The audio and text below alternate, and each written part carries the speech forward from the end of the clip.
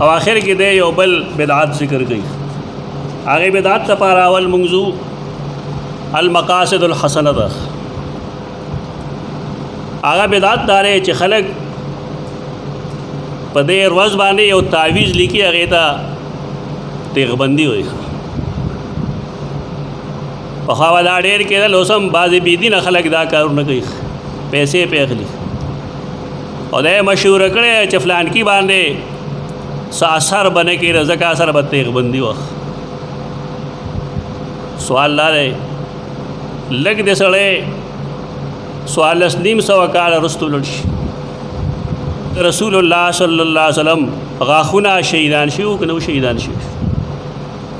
هغه ټول وایي که هغې نه دی مخکې لاړ شي طایف واقعې ته وګوري چې رسول الله صلی الله علیه وسلم مشرکینو راګیر کو نو ادما عرقوبه وقدمه د هغه لینګي او د هغه خپړې دی د وینو نه لوندې کړی. نو دا کم مصیبت دی چې رسول الله صلی الله علیه وسلم ته نه معلوم، هغه ولې تیغبندي نه کوي؟ کم سے کم دومره سوچ خو پکار دی. او دا څنګه سیز دی چې سیدنا عمر فاروق بن خطاب رضی الله تعالی عنہ په محراب کې شهید کیږي، لیکن هغه ته تیغبندي نه معلومه. مرګ چې راشي نه هغه په تیغبندۍ سارېږي. د مسلمان دا عقیده پکار ده کنا دا چې ان اجل الله لات، مرګ خو راتلونکی دی. قرآن فرمائی مرگ چراشن لا یستاخرون ساعتا ولا یستقدمون، یو سیکنڈ روان دی رستو نشی کے دیکھ دیرا پارا دا کافی دا چې دا دروغ دی. هغه چې په کوم څیز لیکلی شي نو دلته زه نشم ویلی چې خلک اپس لیکي، یعنی د حیا جنازه ایستلې ده، هغه څیز باندې لیکي چې یو شریف سړی دا غي نوم هم په خلې نشي اغستې. دا به سلیکل دا رسم د ډېر پخوانه شروع. المقاصد الحسنه کې حافظ سخاوي لیکي چې زمونږ د دور کې خلک دا 1225 روایت نمبر دی، 715 صفحه ده، چې آخري جمعه شي نه خلک تعویذ لیکي. تعویذ کې لیکي لا اله الا الله یا الله انک سمیع علیم محیط بی علمک کعسهلون وبالحق انزل الله وبالحق نزل. دا لیکي وي او هغه وخت کې خلک لیکي چې کله امام د منبر د پاسه ناست دا تیغبندي ده.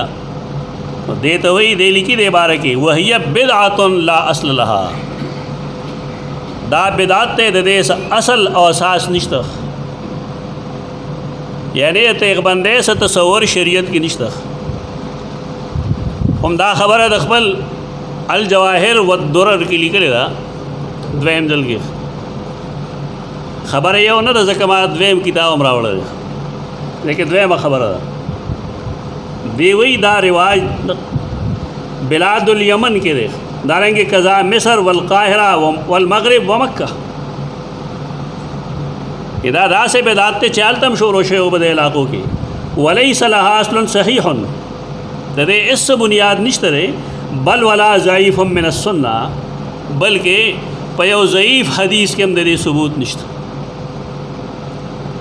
ته دې سره سره دا کتاب دی لیکلی په خپل استاد باندې دی. اوس هم شاګردان وایي مونږ د استاد خیال ساتو، د استاد خیال متقدمینو ساتو. د استاد حافظ ابن حجر اسقلانی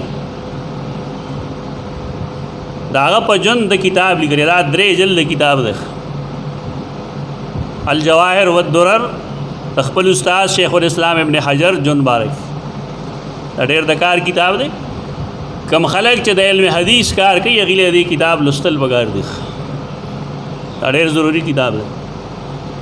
په دې کې د حافظ ابن حجر فتوه لیکلې ده، وکذا رأیناه، دارنګې مونږ خپل استاد لیدلی دی، ینکر ما یفعله الجهال، چا به خلکو ته منې کو به خلک بد به ګڼل هغه جاهلان چې هغې به من کتابت اوراق فی آخر جمعة من رمضان، د رمضان په آخري جمعه کې چې به هغې کوم لیکل کول د تیغ بندۍ په بنیاد ابن حجر اسقلانی به هغې منې کول د دې نه دا مه کوئ دا ګناه دی دا بدعت دی